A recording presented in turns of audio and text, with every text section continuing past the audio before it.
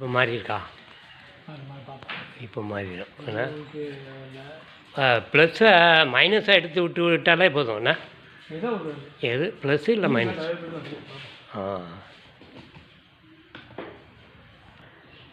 மாறி இருக்கா? இல்லை இங்கே சார்ஜ் இல்லை, அது ஓகே. ஃபேனு ஓடுதே, இங்கே கொஞ்சம் சார்ஜ் ஏறணும், கொஞ்சம் ஆஃப் பண்ணிக்கணும். பேனலில் தூசியாக இருக்குது. அது சோலார் பேனல் நல்லா கழுவி விடணும். கழுவி விட்டால் இதாகிடும்.